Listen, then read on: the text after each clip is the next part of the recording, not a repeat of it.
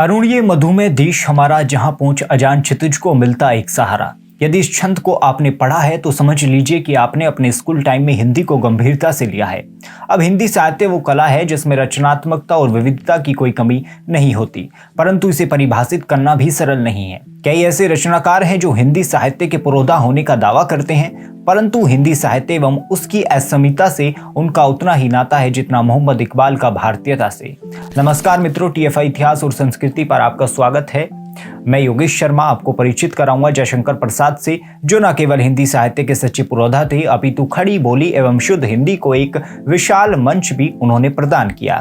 तो अविलंब आरंभ करते हैं। जयशंकर प्रसाद बड़े ही संपन्न परिवार में जन्मे थे, परंतु उनका भाग्य कुछ अलग ही स्याही से लिखा गया था। जब उनकी आयु लगभग 11 वर्ष की थी तभी उनके पिता का देहांत हो गया था। इस क्षति से वो संभले भी नहीं थे कि 15 वर्ष की अवस्था में उनकी माता श्रीमती मुन्नी देवी का भी देहांत हो गया तथा 17 वर्ष की आयु में उनके बड़े भाई शंभू रत्न का भी देहांत हो गया, जिसके कारण किशोर अवस्था में ही प्रसाद जी पर मानो आपदाओं का पहाड़ टूट गया था।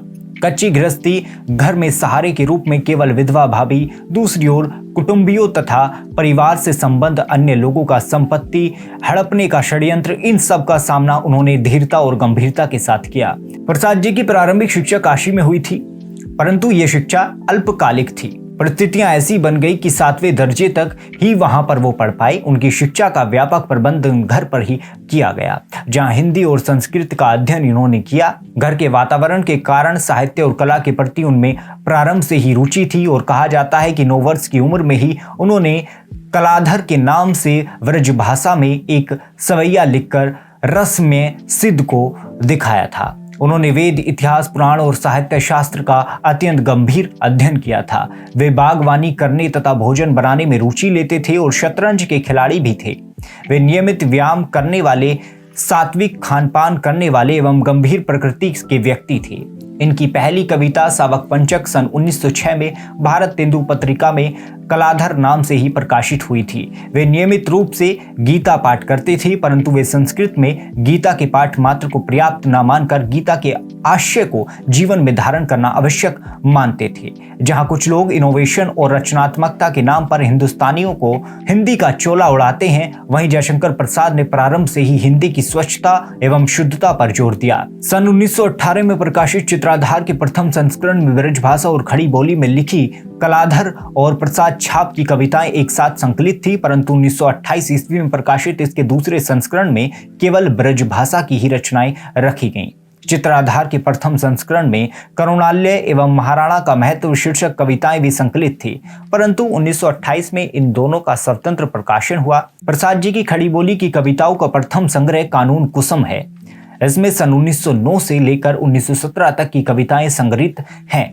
प्राय सभी कविताएं पहले हिंदू में प्रकाशित हो चुकी थीं। यहाँ तक कि कविताएं प्रसाद जी के प्रारंभिक दौर की कविताएं हैं, जिनमें काव्य विकास की अपेक्षा विकास के संकेत ही अधिक उपस्थापित हो गए। इसके अतिरिक्त जयशंकर प्रसाद हिंदी साहित्य के छायावादी युग के प्रणेताओं में से एक हैं।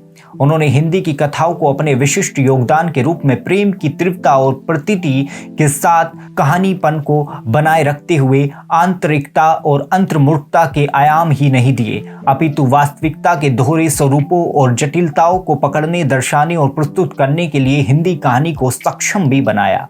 डॉक्टर सत्यप्रकाश मिश्र के शब्दों में हिंदी कहानी में प्रसाद का योगदान दृश्य प्रधान, चित्रात्मक और नाटकीयता की संरक्षणात्मक तत्वों के कारण ही नहीं, बल्कि इनके माध्यम से उस आंतरिक संघर्ष और द्वंद्व को अभिव्यक्त करने की क्षमता प्रदान करने में है जो प्रसाद के पूर्व नहीं था। हिंदी कहानी में भावों के अंकन की सूक्ष्मता प्रसाद ने ही विकसित की, परंतु इतने ओजस्वी लेखक अंत में पराजित हुए भी तो किससे? अपने भाग्य से। जिस क्षय रोग के कारण इनकी प्रथम 2 पत्नियों का स्वर्गवास हो गया, उसी क्षय रोग के कारण ये भी 1937 में अल्प आयु में भी चल बसे। जयशंकर प्रसाद उस समय इरावती पर कार्यरत थे, जो ऐतिहासिक पृष्ठभूमि पर लिखा गया प्रसाद जी का अपूर्ण उपन्यास है। जिस ऐतिहासिक पद्धति पर प्रसाद जी ने नाटकों की रचना की थी, उसी पद्धति पर उपन्यास के रूप में इरावती की रचना का आरंभ किया गया था। आचार्य रामचंद्र शुक्ल के शब्दों में इसी पद्धति पर उपन्यास लिखने का अनुरोध हमने उनसे कई बार किया था, जिसके अनुसार शुंग काल, पुष्पमित्र, अग्निमित्र का समय का चित्रण उपस्थित करने वाला एक बड़ा मनोहर उपन्यास लिखने में उन्होंने हाथ भी लगाया था, पर साहित्य के दुर्भाग्य से उसे अधूरा छोड़कर ही चल बसे। परंतु कुछ भी कहें, जयशंकर प्रसाद के योगदान अद्वितीय हैं, जो अपनी रचनाओं से साहित्य का एक अलग युग स्थापित कर दें। उसमें कुछ तो बात अवश्य होगी। इनके बाद के प्रगतिशील एवं नई कविता दोनों धाराओं के प्रमुख आलोचकों ने उसकी इस शक्तिमत्ता को स्वीकृति दी। इसका एक अतिरिक्त प्रभाव ये भी हुआ कि खड़ी बोली हिंदी काव्य की निर्विवाद सिद्ध भाषा बन गई, जिसके लिए जयशंकर प्रसाद की जितनी प्रशंसा की जाए वो कम है।